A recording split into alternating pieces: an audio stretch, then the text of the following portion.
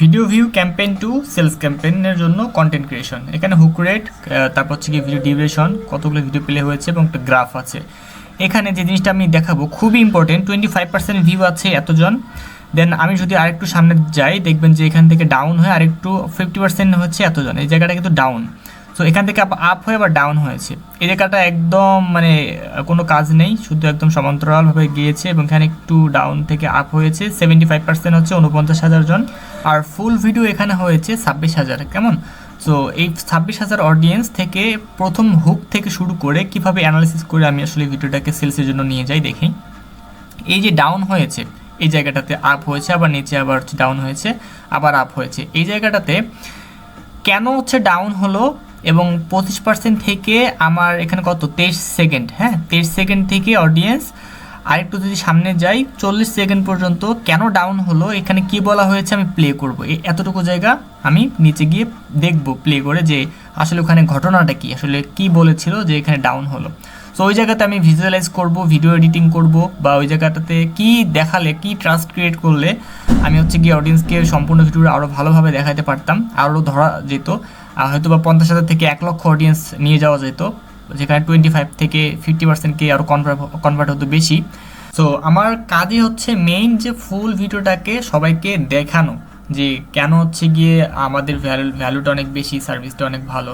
আপনাদের হচ্ছে এই জায়গাটাতেই ট্রাস্ট ক্রিয়েট হতে হবে এবং এখান থেকে সার্ভিসটা নিতে হবে। এখানে আসলে পারসুয়েশন বা ম্যানিপুলেশনটা চলে আসে যে আমি প্রথমে দেখাবো, ইভেন আমি লিঙ্কও শেয়ার করব না। অনেকেই হয়তো মার্কেটাররা বলে একটা লিঙ্ক দিয়ে রাখো, সেল হলে হবে, এটা আমাদের জন্য ভালো, বাট এটা আমাদের জন্য খুবই খারাপ। আমি শুধু খারাপ বলবো না, খুবই খারাপ। কারণ লিঙ্ক দিলে তারা ডিস্ট্রাকশন হবে, আর তারা হচ্ছে কি ভিডিওটা না দেখে তারা ল্যান্ডিং পেজে ঘোরাঘুরি করবে। আমি যখন ভিডিও ভিউ ক্যাম্পেইন করব তো video view, just video view.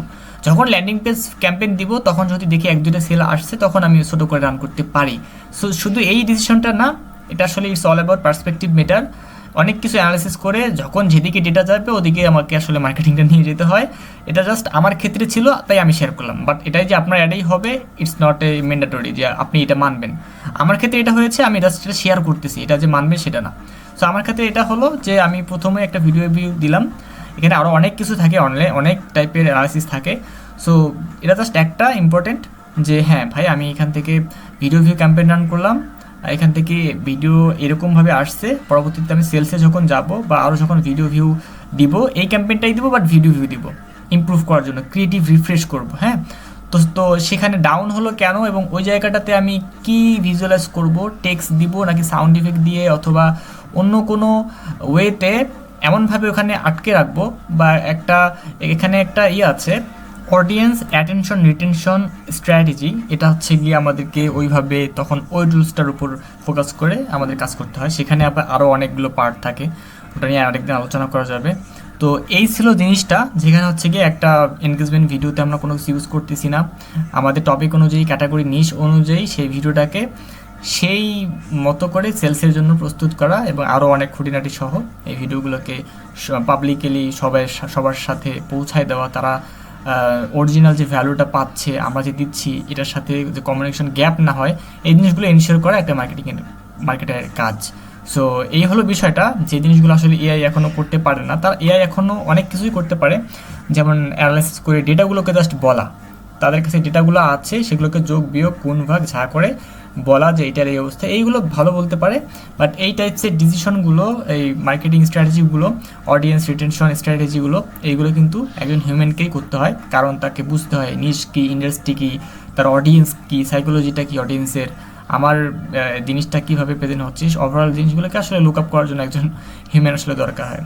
So এটাই ছিল যে ভিডিওটা, যে আমি কীভাবে, এটা জাস্ট একটা ছোট্ট পার্ট, আর অনেক কিছু ছিল জাস্ট শেয়ার করলাম, যদিও এটা ইম্পর্টেন্ট তাই শেয়ার করার ছিল, যে আমি এইভাবেই আসলে ভিডিওগুলোকে পার্ট বাই পার্ট মার্ক করে কোথায় গ্রাফ অনুযায়ী ভিডিওগুলোকে ইমপ্রুভ করে নেক্সট এডিটরকে দিয়ে বা আমি নিজে ওয়ার্ক করে আমরা হচ্ছে কি টিম ওয়ার্ক করে এইভাবে আসলে ভিডিওগুলোকে সাজাই।